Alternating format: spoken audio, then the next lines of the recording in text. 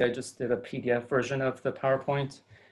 So I'm going to talk about a little bit of integrative bargaining, and I'll make the distinction how that's different than distributive bargaining when it comes to negotiations. Okay, and then I'll share a little bit more with you guys. So if you need to reach out to me, my cell phone is this 310 number. Feel free to text or call me at any time. And my professional email is mark@adrtimes.com. All right, for tonight or this evening, I was hoping to give you guys a quick overview of interest-based negotiations, which is also called integrative bargaining. I'll give you 7 tips to victory in high-stakes negotiations. There's actually a little pocket guide situation. I don't know if you see this or not. So if you guys send me an mailing address to my email, I'll actually send you one of these. It's pretty helpful, but it's basically the 7 tips to victory in high-stakes negotiations. So I'm happy to share one of those with you, okay? And then I'll give you a 6-step process of how you can convince investors to fund your venture. Hopefully that will be something of value to you guys. And then, as I mentioned, we'll talk about questions and answer any questions you guys have. All right. So with that said, let me ask you guys a quick question. Let's say, so there's a famous thing known as the orange quarrel. So these 2 bakers are negotiating over an orange. How would you guys negotiate, or how would you guys go about this negotiation? Any thoughts? You want to split the orange? That's one version of it. What else? You convince the other person you need it more. Okay, so that's another solution. I would hire an attorney. Hire an attorney, that's good. You'll lose the orange altogether, right? Right. Okay, so I heard convincing the other person that you need it more. Somebody said split the orange. What else? I'll gladly give you an orange on Tuesday for an orange today. Okay, so future promise. Okay, what else?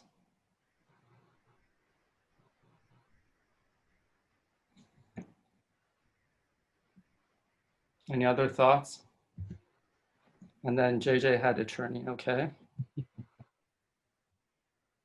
All right, so this is a classic negotiation between 2 bakers. So a lot of people will default to say split the orange. That's distributive bargaining. So basically you're looking at any given situation as a fixed pie, and it's a win-lose situation, right? Or it could be win-win, right? But what I didn't hear you guys say is probe or question, like why the person needs the orange, right? So that's basically, when you're looking at typical negotiations, people are looking at the issues or positions, and they try to figure out what the solution is to those positions, right? Very seldom will people try to delve below the line, which is the interests, and try to figure out what it is that the other person needs. And typically you do that through asking a ton of questions and probing, and then trying to come up with a solution after that, right? So this classic orange quarrel, you'll see that one of the bakers wanted the peel for his cake, and the other one wanted the orange juice, if you will, right? So this is classic integrative bargaining. If you figure out why somebody needs something, then you could come up with a solution that ends up being a win-win-win beneficial situation for everybody, right? So our mind by default says, let's split it, but that's not the correct answer, right? And this happens in business negotiations all the time, by the way, right? And if I may address what JJ said about attorneys, more often than not, say for example, you have a PI case, a personal injury case, attorneys get involved and insurance money's involved and what have you. But once it gets to the end of the case, this is like 8-9 months later with a ton of resources spent, the mom of the person that had passed away just says, I wanted an apology, right? So it wasn't about specific numbers or dollars or what have you. So if you look below the line, you get to see stuff like that, right? All right, so moving on. So to make the distinction between negotiations, on the left-hand side here, This is what distributive bargaining is. That's basically looking at the fixed pie. And then on the right side, what I have is basically integrative bargaining or interest-based bargaining, and that's a positive sum situation, okay? So if you guys hear interest-based or integrative, those are the same thing. So on the distributive side, right, you focus on positions, it's lawyer-driven, as JJ referred to. You often compromise, right? And you never deal with the stuff that's below the line. So you don't know what the underlying conflict is, right? So the solution usually is a win-lose situation, which is a zero-sum game. On the right side, you have interest-based, which is focused on interests. It's party-driven, right? It's more collaborative. And you basically deal with underlying conflict or the underlying issues. And that's what results in a win-win-win situation, right? For all parties involved, right? Okay, so let's say you're in a negotiation situation. There's 5 steps you need to think about, or 5 steps to follow, okay? Pardon me. So first one is you need to establish ground rules for the negotiation. Step 2 is share perspectives and summarize. Step 3 is identify those issues above the line, look at the stuff below the line, and then there's 2 sets of elements that you need to take into account, and I'll talk about those. Those are injustices and polarities, right? Sometimes issues are just polar opposite and you can't do much about, right? So you kind of have to negotiate your way through those things. And then step 4 is generate options, potential solutions. And step 5 is basically bring everything home. So craft the resolution agreement from the options, okay? So jumping through that, at the ground rule stage, where you set the stage basically, okay? First off, before I should say step 0, is make sure you're negotiating with a person of authority, okay? More often than not, you'll go through a negotiation, and you see this example all the time at automobile dealerships, right? So you'll negotiate with someone and the salesperson's like, well, I can't make the decision, let me bring in my manager, right? So when you get into negotiations, you just want to make sure you're dealing with somebody that can actually make a decision, okay? So at that level, step 1, one person speaks at a time. Be mindful of cross-cultural differences. Try to listen and summarize all the different aspects of the discussions as much as you can. Remain respectful of each other's differences, and then think about what's in it for other people, right? You know, the whole YFM thing, what's in it for me, what's in it for them, right? And then the process has to remain fair. Very seldom do negotiations succeed if you're trying to maximize your situation, right? Okay. The second step is the different perspectives you need to think about and how to summarize those as you're going through the negotiations, okay? First off, to make a note, the legal perspective, the law is important, but it's not the controlling factor, right? And you're actually bargaining in the shadow of the law. So even when lawyers are involved, they're also going through negotiation tactics and processes as we're discussing here, okay? And then you want to look at the personal perspective. That's the clarifying personal experience of the conflict, and then the deeper insights that come out of that perspective sharing, okay? And then understanding the other person's perspective, as I mentioned in the previous step. So you want to acknowledge other people's perspective, and then without necessarily revealing what your perspective is. So that's kind of like the poker face or holding your cards close to the chest type of thing. Okay.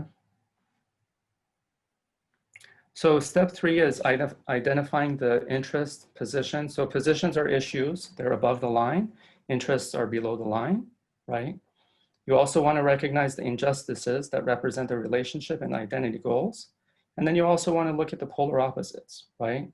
So sometimes some people are just so dead set in specific items that those are polarities. As long as you acknowledge those and know what they are, then you could gradually come closer to each other with the negotiation that's taking place, okay? So again, issues are above the line. So an issue can have 2 separate positions. What's here below the line is interests. So just like the orange coral that we talked about, what we were looking at was up here, but we neglected to look at the stuff down here, which is below the line. Okay.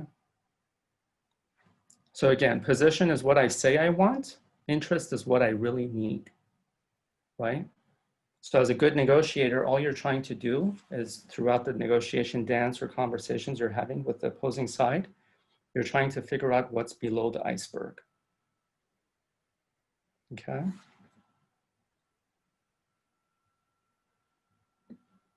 So position is a demand somebody makes. Interest is the desire that underlies that demand, right? So interest can be reconciled, positions cannot. So it's very difficult to negotiate or come to common grounds when somebody's at one position and somebody's at another position, right? But the stuff below the line is where you could do most of your negotiating.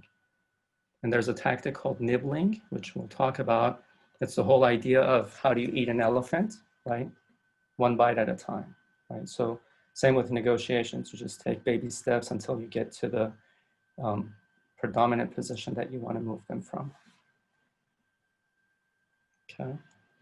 So injustices are rooted in or arise from identity and relationship conflicts, right? And there are any perceptions of dignitary injury or offense, right? So some injustices, for example, are disrespect, unequal treatment, exploitation, violation of trust, unfair treatment, right? So you have to be mindful of those as you're negotiating and see how you can overcome them, right? And by the way, the flip side of this is also true. You want to get into a negotiation where there's some equal playing field, but more often than not, a good negotiator will throw you a curveball, right? So what you may hear when you get into negotiation, and this happens frequently with lawyers, they'll show up to negotiation and they're like, you know what, I don't have time for this. Give me your bottom line, let's just come to a resolution, right? 4 hours later, their true bottom line comes out. So the bottom line is just posturing. There's no actual bottom line. I mean, it's strictly posturing, strictly something they're opening with, okay? And then again, injustices are a matter of perception, right? And they're experienced on both sides. So it's not one side feels it and the other doesn't, okay? But acknowledge what it is, understand the differences, and then see how you could overcome it. Okay. Now, the problem is the polarities are issues that cannot be solved with a final solution, right? So typically they're continuous in nature, right? And they're completely opposite, opposing views, if you will, right? So for example, individual versus team, flexible versus clear, centralized versus decentralized, right? And then if you're ever negotiating, you'll come across like religion. If there's a discussion of religion, good luck coming to a solution with that, right? When we had our dispute resolution platform, my partner was pastor of his church, and he did a lot of faith-based diplomacy and faith-based negotiations. And what he would do, because he understood that people were so opposite in their viewpoints, and this is like years and years and years of ingrained polarities that they had towards each other. So what he would do is he would basically triangulate, which is a mediation or negotiation process. And triangulation basically means you introduce a third entity into the mix. So you create hypotheticals. So what Tim would do is he'd bring God into the process. So he'd be like, religion is this or that, right? But let's look at what God expects. So he would spin it with faith, right? And that's how he was able to resolve a lot of disputes that, faith-based disputes that he would deal with, right? So as long as you understand what those polarities are, you can introduce other tools into the mix. And just by way of clarification, when I say mediation, it's interchangeable with negotiation in a sense that negotiation is between two parties, okay, or two groups of parties. Mediation is facilitated negotiation. So it's basically two people are negotiating and then you have the mediator in between, or a group of mediators that are facilitating negotiations amongst all parties. Okay. And then arbitration obviously is more of a judicial role without judge and jury type of thing. Okay. So two critical questions when you're looking at polarities. One, does the satisfaction of any interest or injustice exclude the satisfaction of any other interest? If so, you probably have identified a polarity. If not, then it's just competing interests that you're dealing with, and you need to set those aside, okay? And then secondly, if all of the interests are satisfied, do we have the basis for an agreement? In other words, if we start going through this exercise together and I start untangling this, I'm basically telling the opposing side that my end resolution is to come to a resolution. So I don't want to untangle all these bits and pieces not to have the elephant at the end. So we're going to take these bites so we can all get to the elephant, right? Get to the agreement. So you basically set up the end goal as a GPS or destination, and you're navigating all the parties to that point. Okay. All right, so the importance of the questions. Number one, it demonstrates mutuality of interest. So you're setting the ground rules with them. You're creating a commitment to come to an agreement, right? So if anybody's hesitating, you can see that and call it out, right? You're also looking for hidden agendas and nibbling. So nibbling in negotiation is basically taking bits and pieces here and there and trying to get more and more and more. So here I'm referring to nibbling as a bad thing, but it could also be a good thing, okay? And then you're challenging the parties to be complete and thorough in their analysis. Engage parties in collaborative problem solving, not positional bargaining, okay? And satisfaction of all interests now becomes a joint problem shared by everyone, okay? And then you get to step 4, which is generating options. So try to generate about 3 to 4 options per person. And then the options will address the interests, injustices, and polarities, right? And then there's this idea of triangulation, which I shared with you in Tim's example. So it's high premium on creativity and humor, right? So basically take a lighthearted approach to negotiations and you'll be successful and creative, right? So the other issue is interests should not be cherry-picked or ignored. In other words, try to address as many of them as you can, right? Best options to look for is to try to expand the pie. So there's this whole notion of you have limited resources, but if you're resourceful, you can expand that pie, right? And I'll talk about examples as I get into the latter part of this. And then again, satisfy the other person's interest as much as possible, as much as you're satisfying your own. Again, as I shared with you, injustices can be reconciled, not satisfied. Types of reconciliation could be acknowledgement of them, apology or forgiveness, right? So in like the PI example that I shared with you, the mother of the dead son just wanted an apology, right? It wasn't about money, it was just acknowledgement that her son had passed and she just wanted an apology. And by the way, that was a multi-million-dollar case. It took them over 4.5 years to get to that resolution, right? If only they had talked. But more often than not, when attorneys get involved, they have to milk the clients to the extent they need to. And they're not looking for immediate resolution. Okay. Other options with polarities is you're recognizing the positive attributes of each pole, okay? Improve communication with this when the system slips into negative attributes of a pole, and then describe a well-managed polarity would look like, right? So as you highlight them, as you're going through your discussions with parties, start like drawing a chart of pros and cons. And then as you see negotiations kind of coming to impasse or falling apart, you basically bring everybody back to center, right? And impasse means deadlock, if I'm to clarify that, okay? And then ultimately you want to come to an agreement.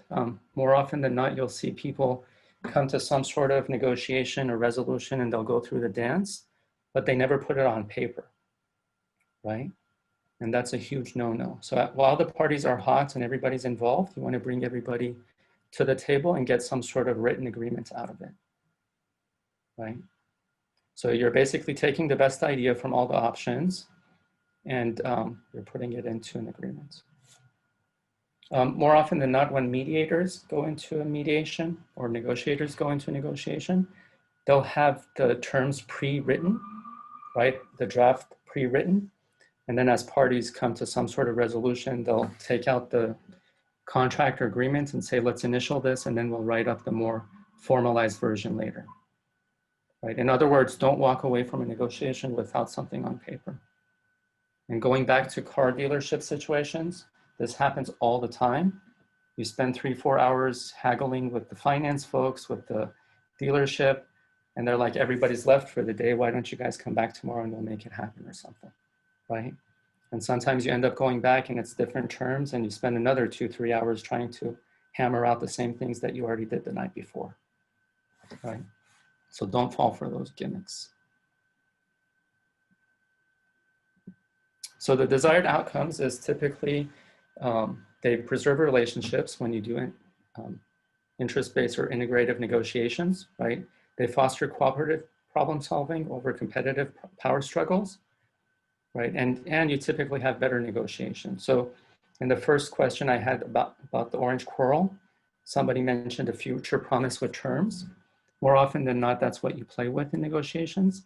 The likelihood of people paying you is greater when there's some sort of terms involved and they committed to it themselves, okay? All right, so with that said, I'm gonna jump into the 7 tips to victory in high stakes negotiations. Again, this is the pocket card that I have. It's a lot of the stuff that I just covered with you guys in just more bullet point format, if you will, okay? So first off, adequately prepare for the negotiation. So identify the alternatives or options before you go into a negotiation, right? There's this negotiation term called BATNA, and almost any negotiation book you'll read will talk about this. So BATNA is best alternative to negotiated agreement, okay? Basically what that means is know what you want out of a negotiation before you get into one. Because when you're in one, you're so emotional about it that you miss a lot of the things you wanted, right? So as you're preparing for negotiation, get a sense of what your alternative is to your desired outcome. So in other words, my desired outcome, for example, to buy a car of $20,000, I want to pay $18,000, okay? I'm willing to go down to, or pardon me, I'm willing to go up to $18,500. So my BATNA is $18,500, okay? But now if I go onto the lot and the dealer shows me all kinds of weird options and features and what have you, and he says the best he can absolutely do is $19,500, I'm gonna get emotional, and on the spot I may commit to something. When I come home, I'm gonna have buyer's remorse, right? But reality is, if I know going in, I don't care what happens, I'm not gonna pay more than $18,500, right? Then you don't pay more than $18,500. So that's your BATNA. Understand the difference between distributive and integrative bargaining. So the first portion I talked about was integrative. So as long as you recognize you have those options, you can basically expand the pie and get a better solution out of your negotiation, okay? And then plan a concession strategy before you even get started. So that's your must-have and deal killers, right? When I'm buying a car, it must have 4 tires. If it has 3, it's not gonna work, right? So when you're going into negotiation, make sure that you have your must-haves covered, right? Okay, so second thing is analyze the relationship. Does it matter? How is it now? How would you like it to be? Now, sometimes you're in a negotiation and you don't care for the relationship. You just want a deal and you want to move on. So this may not come into play and you may not need to deal with integrative bargaining. You're just going for maximizing your side and you just want the absolute best option, right? So the flip side of that is true as well. But hopefully you want the best option and you see a relationship and you want to make it fair to both sides. So number 3 is identify the parties' commitments, right? Determine level of authority. That's what I was talking about. Make sure you're dealing with the person in charge. What solutions are proposed and explore the underlying interests. Okay. So step 4 is don't short circuit the dance. Every single negotiation you get to, there's a dance involved. There's a multitude of things people use. So whether it's posturing, mirroring, body language, you name it. And depending on what the situation is, people are going through all those and some. Don't short circuit it. So don't fall for, I don't have time. This is my bottom line. Let's get it over with, right? So you're essentially Essential initial interaction is important. Express good faith, set a good tone, build trust, exchange information. And there's this notion of anchoring. So a lot of negotiators will tell you, never put out the first number. The person that puts out the first number is usually the person that ends up with the short end of the stick, okay? So if you're negotiating and somebody says, how much do you want for it? You have to ask as many questions as you can to avoid giving that number. And if your back is against the wall and you absolutely have to throw out that first number, the trick to that, or the solution to that, is give them a range, right? I'm expecting like between $10 to $15. So you're still not giving them a straight answer, and you're not anchoring yourself or putting yourself into a specific place, okay? Another thing also anchoring is, let's say, for example, you go into the car dealership, and I'm using the auto example because it happens to so many of us so many times. Say, for example, you show up in a Honda Civic. When you bought that Honda Civic new, it used to be $20,000, right? Now you're going in and you're trying to buy a different car. Let's say you're buying the BMW 3 Series, like $35,000, right? I don't know the numbers, by the way. I'm just making everything up. So, so you go into the dealership. You're wanting to buy a $35,000 car, okay? More often than not, the salesperson says, wow, that's a really nice Honda Civic. How much did you buy it for, right? You're like, 20,000. Well, reality is right now, it's not worth 20,000. When you bought it, it was 20,000. Right now, it may be worth like 14, 15, right? So he'll basically anchor you at 20 as the purchase price of that car. And then the entire conversation or the negotiation dance that he'll do with you will be over $15,000. So in your mind, he's subconsciously planting 20,000, and he's playing with that 15,000 difference, trying to negotiate you to get there, right? Now, reality is you're really playing with 20 to 22,000 because your car is worth less, right? And more often than not, when they take it in as a trade-in, they're even offering you less than what the Blue Book retail value or whatever is, right? So anchoring basically refers to placing you at a certain number and then dancing with that number up and down. Okay, hope that makes sense. So step 5, seek creative solutions. So that's integrative bargaining. Listen, ask questions, reframe, identify all parties' interests, and create value, right? So you want to be the value add person in the negotiation. Okay, so other issues similar to the polarities that I talked about. So avoid barriers to settlement.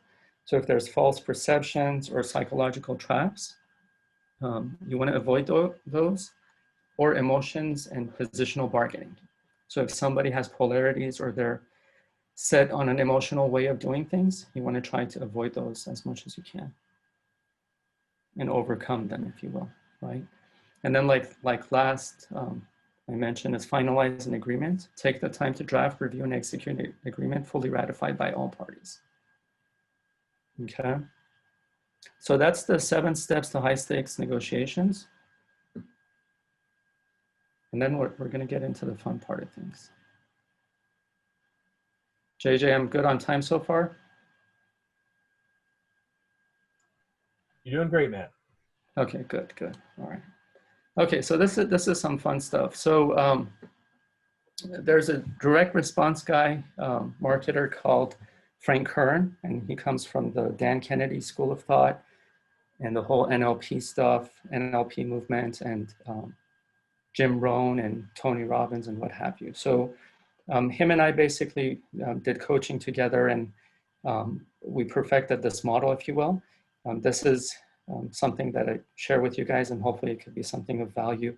And I've used it countless times with investors, with salespeople, with transactions, both B2B and B2C.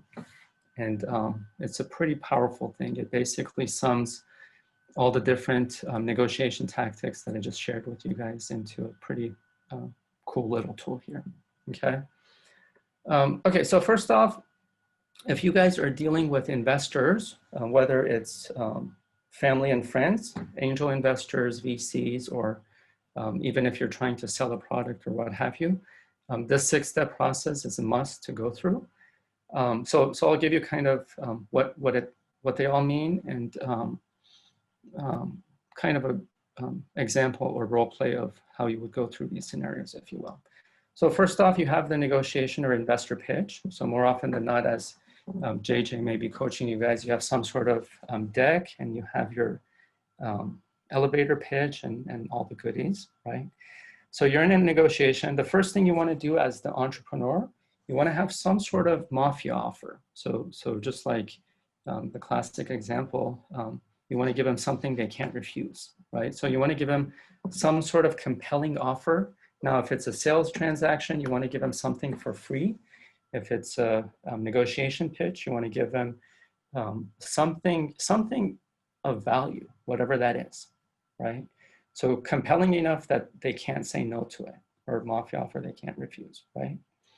And then, so more often than not, a lot of people tend in their investment pitches, they'll go through their deck, they'll have a really nice pitch deck, they've done their research, delivery, all that is there, right?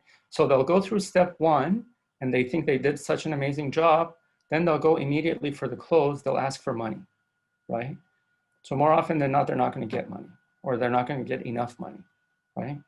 So they short circuit this whole 6-step process, right? So the real version of it is then you go into giving something of value. Then you come into step 3, which is you're sharing with investors, or if you're selling something with buyers, you're giving them your unique value proposition or your unique sales proposition. What makes you unique, right? They're looking at 10 different companies that offer the same exact product or service or business that you guys are. Why is it that you stand out versus anybody else, right?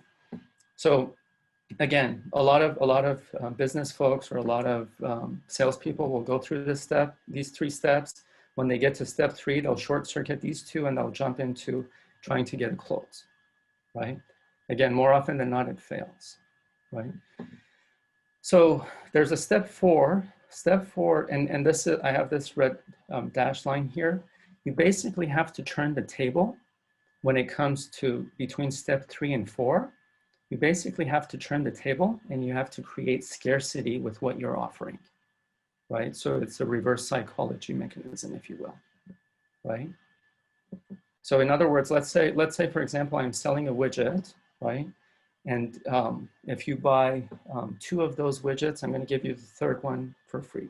Or classic example, if you guys remember, Reader's Digest or Time Magazine would do this all the time, right? I think the more senior folks this would resonate with them a little bit better, right? So if you remember, or Tony Robbins does this all the time, by the way. So let's say, for example, he's selling, let's say we're selling subscription to Time Magazine, okay?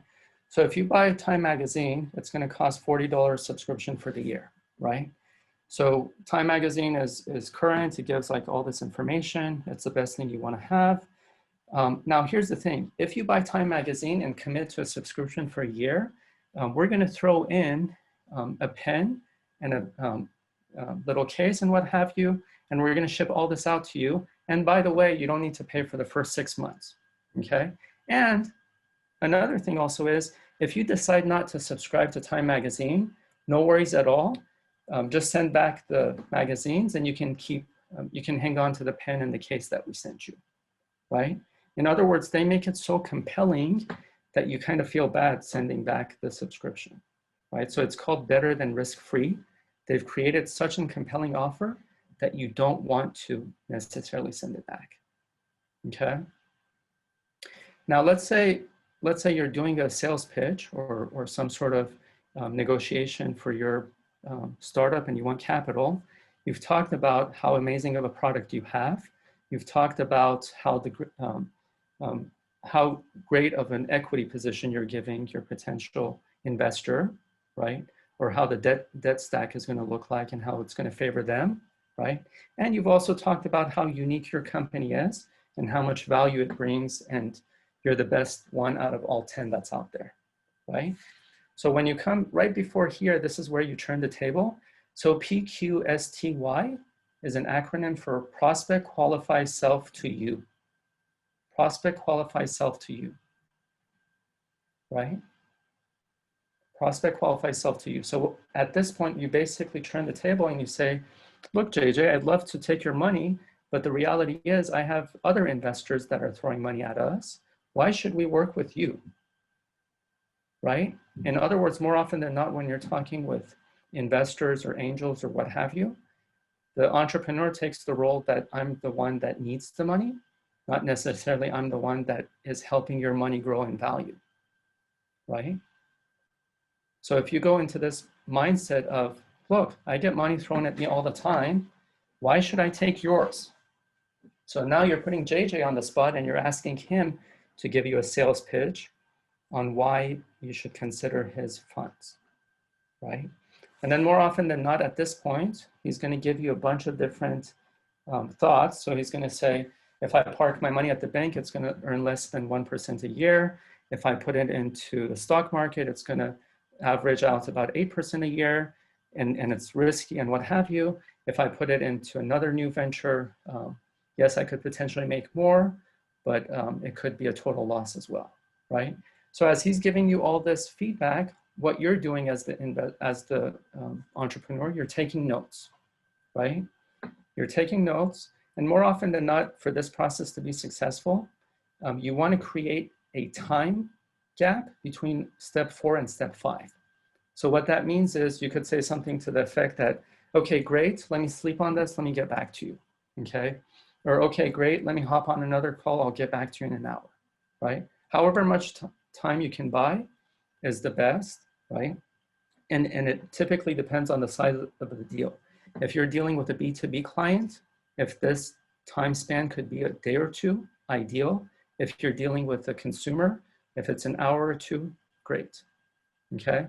So what happens during this time period, you get off the phone or get off the contact or face-to-face with the person, right? They basically sell themselves emotionally on why you're the best thing that's ever happened to them, because nobody's turned the table on them. Nobody's asked them, why should I take your money, right? Nobody's created scarcity with them, right? So then when you resume this 5th step, there's something called collaborative close. Collaborative close is basically where you reframe every single concern and below the line interest that JJ had back to him, right? So JJ, when he talked about his funds and how he wants to place capital with you guys, he's given you the tree level of discussions. At collaborative close, as the entrepreneur, you become the forest level, right? So the key phrase here is what I heard you say.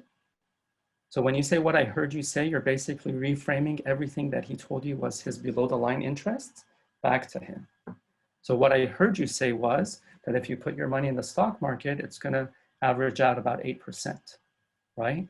But here's, if you place it with us, this is what we could do, right? What I heard you say is if you put it at the bank, it's going to give you less than 1%. But if you invested with us, we also get to leverage your expertise and knowledge, and you could actually become a silent partner of ours, right? Or what I heard you say, and you basically reiterate everything that he already told you guys back to him, right? And more often than not, the response is like, oh my God, you guys get me. You guys understand what I'm trying to do here, right? And then that's where you go to agreements and you lock in the funds. Okay, so hopefully that's something that you guys can work with in terms of negotiations and actually how to implement it. So with that said, let me know what takeaways you guys have, any questions, anything I can answer. And then if you send me an email, I can share with you Chris Voss's Never Split the Difference book. He has a cheat sheet, which is pretty cool. And obviously, if you guys want to take MGMT 585, I'm teaching all this over 15 weeks. So you're going to get a lot more out of that too. And then check out adrtimes.com, and we have a ton of resources on negotiations as well. All right. Any questions, anything I could help you guys negotiate through? Yeah, I'll kick it off. There are negotiators that you'll encounter with who are, let's say, very aggressive and to the point of being insulting. How do you respond to that type of individual? So the four T's that we typically use in negotiation is treasury, time, tactics, and tools. Okay. So a lot of times what you could do is you play with time. So let's say, for example, this happens to us all the time, by the way. You're super angry at your Verizon bill, right? And you want to rip basically somebody's head apart or off, and you call Verizon. What ends up happening is they'll put you on hold for a long extended period of time, right? So they're basically playing with time to calm you down. So typically when you negotiate, you do it in two different fashions. You either do it in joint session, which everybody's together, or you do it in caucus and you do shuttle diplomacy back and forth, right? So if somebody's angry and they're not at the same level as you in terms of negotiating, you just basically calm them down indirectly. Once they come back to the same level as you are, then you can negotiate with them. Yeah, what I was taught was, okay, well, it sounds like we need to take a break. Exactly. Why don't we agree to meet again in a half hour, in a day, or in a week, whatever is the appropriate thing. Right? Exactly. And then, Exactly. So you leverage time to calm them down, basically. Right. Now, you mentioned Nibbler, by the way, and having negotiated with different cultures on an international basis, Mm-hmm. I have witnessed that nibbling is very common in some other cultures, where the American psyche is we're hard chargers, we're going to do a deal now. There are other cultures where the deal is almost never done. Right, exactly. Can you And if I may add to that, I'm Persian, so the Middle Eastern background, they leverage it such that, let's say you and I are buying something. I'm buying something from you, so I'll come to you and I say, JJ, you have this widget listed for $10, and you're like, yep. And I'm like, well, what's the best you can do? Oh, another thing very key in negotiation, never bid against yourself, right? So I get this all the time. You have something listed at $10. I come to you and I say, what's the best you can do? So the wise response is, what's the best you can offer, right? In other words, you don't say, I can go to 8, because then that tells me your 10 was fictitious, right? Yeah. So let's say, so it's a dance. So let's say you have it at 10. I say, okay, can you do 6? And you're like, no, the best I can do is 9, okay? Right. So what ends up happening with the cultural background is I'll be like, okay, I'm gonna buy 10 of these from you. How much is it gonna be, right? So you do the math, you get all excited over 10, say I could sell it to you for 75. So right now you already brought your 10 or your 9 to 7.5, right? So more often than not, from a cultural standpoint, I'll go back and I say, you know what? I actually don't want 10. I'll just do the 1 at 7.5. So I basically anchored you at 7.5, and I'm going to get the deal at 7.5. So you have to be very mindful of that. So you kind of have to put disclaimers out there that, yeah, I'll give it to you if you buy 10, right? Not 1. So Yeah. So the nibbling that I ran into repeatedly was, we had a deal, and let's say we had a price, not a price per unit, but a price for the deal. And the other party would keep on trying to add things to the deal. So it's like, I'd like the car and I'd like an extra set of tires now. Okay, I'll give you the tires. Okay, I'd like the car, the tires, and I'd like you to wax the car. Okay, we'll wax the car, right? And just keep on. And so, so you actually get the car, right? But they're still negotiating on the, on paying the bill and everything else. So, yeah. Exactly. And from a cultural standpoint, some cultures, they absolutely need to negotiate, right? I mean, when we buy stuff at department stores, there's no haggling, like forget that, right? Yeah. But some cultures, they still need to, like, you'll see it. You're walking in Macy's and you'll see an Asian couple, they're haggling like on a set price. Like, how is that possible, right? But it's part of the culture. It's like, you have to do it. Yeah. From my experience, the world-class negotiators were the Japanese, because they prided themselves so much. Mm-hmm. They take a team approach to negotiation, and they just cut the American cowboy to ribbons, let me tell you. So Wow, wow. And So- they're extremely polite, so that's another nice Yeah. thing. yeah, saving face is very important. Saving face, posturing. Also, if I might add, they're interested in long-term relationship, not if Exactly. it's in the contract. It's more like how will we move forward with our relationship. So it's not just, oh, sorry, you missed out on the contract, you're bad. Unfortunate for you. Yeah. It is more relationship based. Exactly, and I see that with Koreans as well. It's even if it's not in the contract, it's a long-term thing, and a lot of those cultures, they believe in karma. I mean, I believe in karma too. So even if you don't value the relationship, eventually it'll come around. I mean, in other stuff that you do. So, I think, Rodney, you say something that's really powerful. And so the presumption is in this negotiation that you want the opportunity to do business again, right? Yes. And, but not everybody thinks that way. I think, and that's the thing. I think American business culture is, hey, we'll work today, and if things go well, maybe we'll do something tomorrow, but there's no promise of that. Yeah. And that's why I think things fall apart, is because the Japanese say, wait a minute, what is this? We're trying to do, we're not going to be the letter of the law and lose out and on this thing. We want to work with you. Yeah. Right, and part of that exercise of negotiating and discussing the interest, sometimes you just have to highlight it to folks. You just have to tell them that I think we're going to cross paths at some other points down the line. So let's look at it from a relationship standpoint. Yeah. So I'm a veteran VP of sales in my background. And there's a technique that I use, and this, you might argue against this, Mark. I dare not.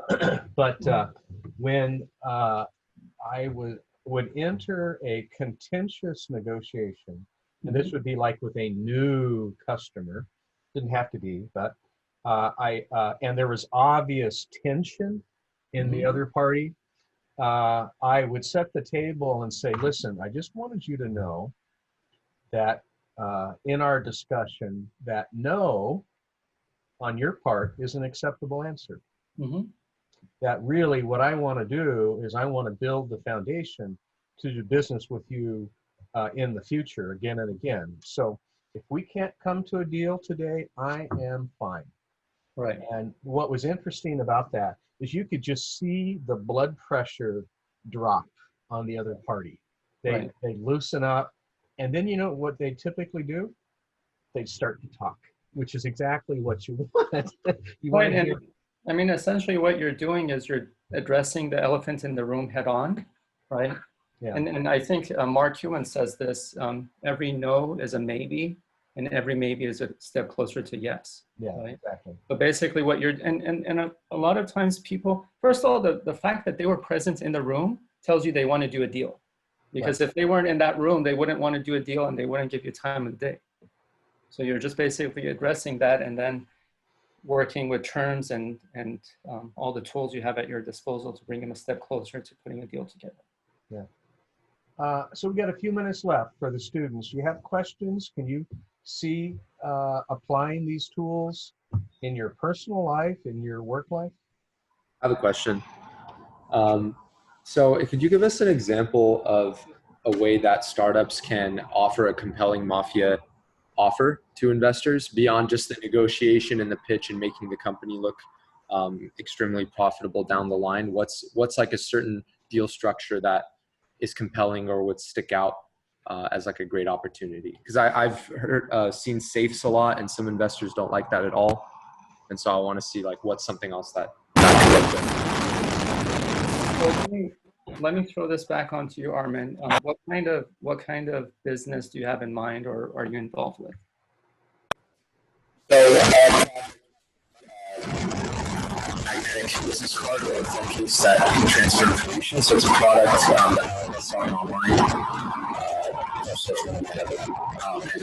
Right now we've done a early stage. So for our project, that's.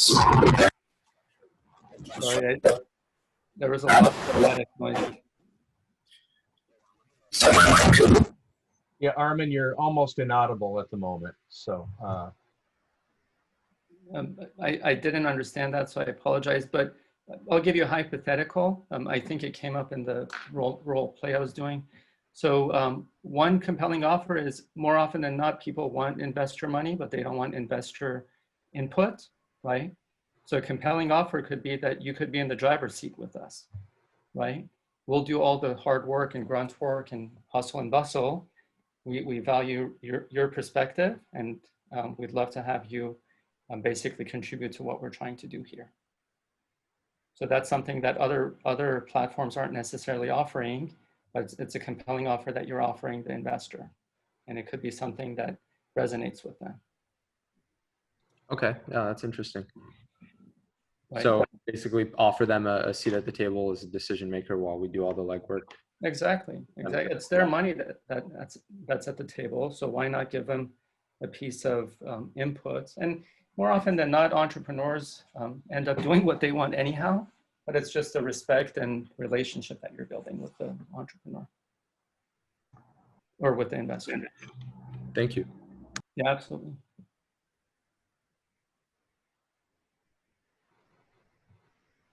So there's an expression that and a book out there that embraced a win-win negotiation.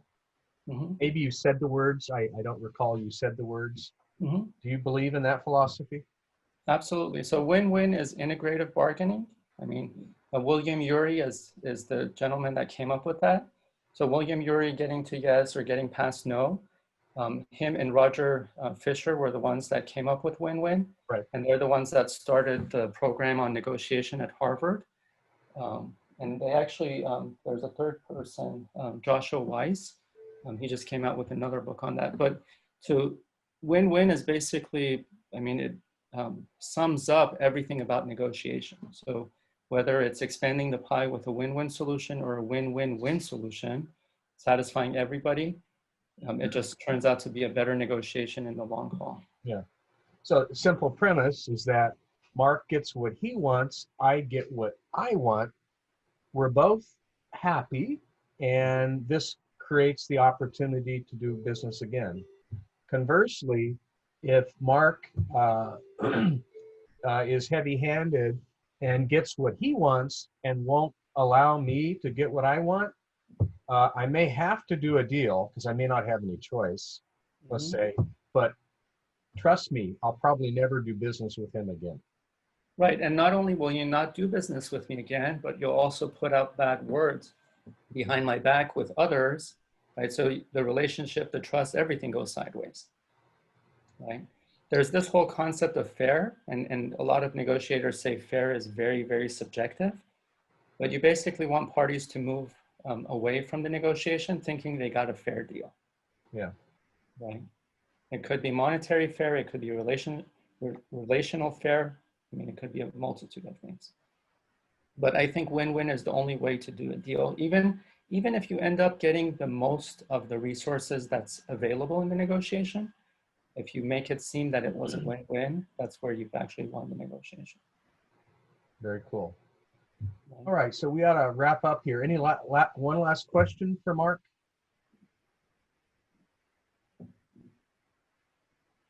Well, Mark, you've been very generous with your time. Thank you very much. Thanks for the opportunity. Yeah, what might we do for you? Nothing, just reach out to me if you have any questions, anything I can help with. If I may offer something to you guys, ADR Times, we take articles all the time. So if you guys like to submit anything on negotiation, mediation, arbitration, want to become published in the stratosphere of dispute resolution, we'd love to have your content. All right, very cool. Mark, thank you so much. Absolutely. Thank you guys for your time and have a good evening. Very good. I'm going to stop recording at this time. Thank you.